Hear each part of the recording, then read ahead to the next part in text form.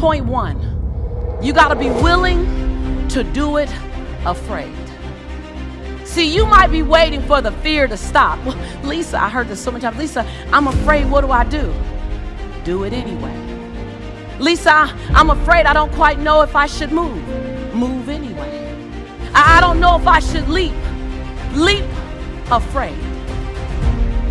And then gather your courage on the way down. And if you don't get it before you hit, you're just going to hit anyway. I'd rather die leaping than on the edge figuring out how to get the courage to leap. Yes, yes? Yes, yes? So many times we're waiting. We're waiting. I'm waiting. I'm waiting to get something right. I see your hands going up. You guys know if it's your truth, you can raise your hand just like we did on day 0. You're just kind of waiting. You're waiting to get everything in order. You're waiting so that everything is in you, it's together. You're waiting to not be afraid. You're waiting to have the courage. You're waiting to have all the money. You're waiting to lose weight. See, if I waited to release my unwanted pounds before I got in front of you, Lisa Nichols would be the secret. Yes, yes? I thought, how about I just leap with my imperfection and then find my form of perfecting my imperfection while I'm soaring? How about I do that?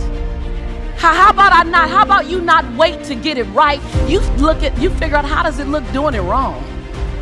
How does that look? Because your 80% of right is somebody else's 159% of what they need. Yes, yes? And when you want to do it right and you want to wait till you're not afraid and you want to wait till you have it all together, oh, you made it about you again.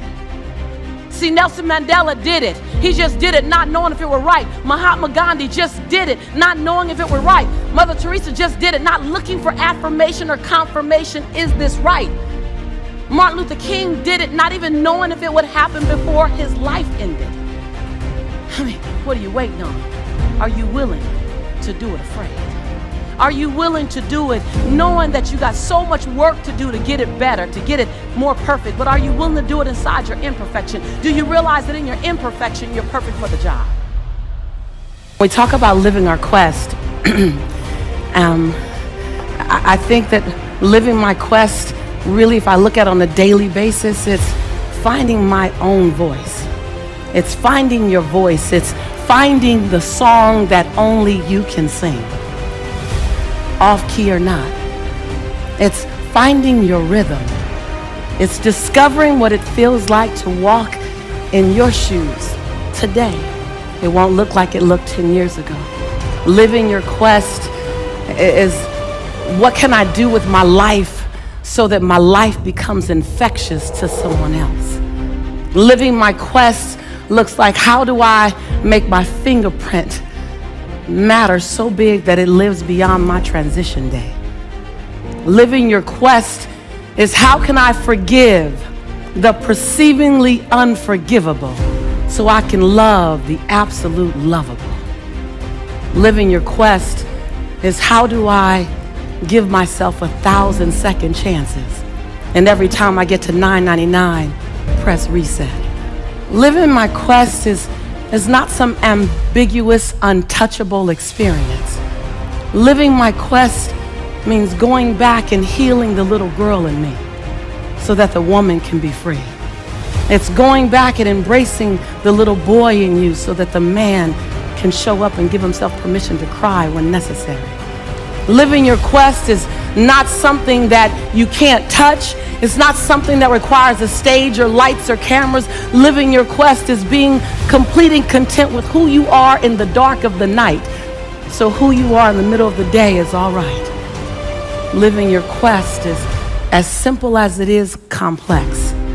Living your quest is about giving yourself permission, say permission, on a daily basis to become the next best version of yourself. Living your quest is not holding yourself hostage to old decisions, not holding yourself hostage to shame, blame, guilt, regret, and anger. Living your quest is about recognizing that every day I can be reborn to my possibility. Living your quest is as internal and personal as it is public. Living your quest is about recognizing that you have brilliance in you. and not being willing to dim your light one more day.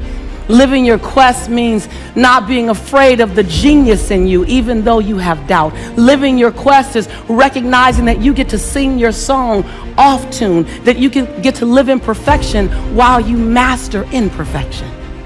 I've long since learned 4 things. To me, this is the road to true freedom. I have nothing to prove. I have nothing to protect. I have nothing to hide. And I have nothing to defend. That your perception of me after I tell my truth is actually none of my business. My perception of me, that I go to bed as whole and complete as I woke up. Before I check how many likes I have on Facebook, that I like me first. And every other like is bonus. There you go. Like it. That was a long road to get to. Long road. Long road. Visualization is a gift to your heart and your soul. It's a gift. Because if the idea is the seed, visualization is the fertilizer. It's the fertilizer. Because when your thoughts are connected with an emotion, see, you would visualize yourself winning and you would feel all the emotion that came with that. And all you're doing now is you're not chasing a foreign emotion. You know the feeling, and now you're just doing what's necessary to get back to that feeling in real time. Exactly. And so, what a good friend of mine, Vishen, who the CEO of Mind Valley, who you know, I did a visualization with him. We were in Bali, and he said to me afterwards, "I never get emotional." He doesn't. He doesn't get emotional. Right. He's like Right. yeah. Well, he was like, "I cried. I got emotional." He goes, "I figured it out. It's visualization. A good visualization brings in emotion." He was like, "That's how you do it." And so I love doing visualizations because and it's real important in the visualization. You can't see it over there. You have to see it right here. Feel it. You got to feel it right here. Like I am. It's all I am. I am. I am in my dream home. I am in my dream relationship. And then unpack what that looks like. But most importantly, unpack what it feels like. And when you have that emotion in this moment, all of a sudden you stir up something that I don't think will ever go back to sleep. It'll go, okay, let's go get that. And what it really does is it sets up a state of cognitive dissonance. And cognitive dissonance is when you see something in your mind and you see yourself in a way that your behaviors are not currently leading to it. So your mind becomes disrupted and it goes, okay, can we get there? Right, because I'm not there right now. I'm not there right now, and that's not comfortable. Your mind wants to literally be congruent. What it thinks is what you're doing. What it thinks is what you're doing. And so when you set up a constant, and abundant thinkers like you and I, we do it unconsciously. We're constantly keeping ourselves in a state of cognitive dissonance, meaning, okay, what else? And I'm seeing Lisa over there and I'm going, okay, let me go. While being grateful for my now. Yeah. It's not in that I'm going to be whole and complete when I get over there. I'm whole and complete now. I just know I'm supposed to be over there. So let me do what's necessary to get over there. And let me evict any behaviors or characteristics that are stopping me and let me adopt any new ones that I need.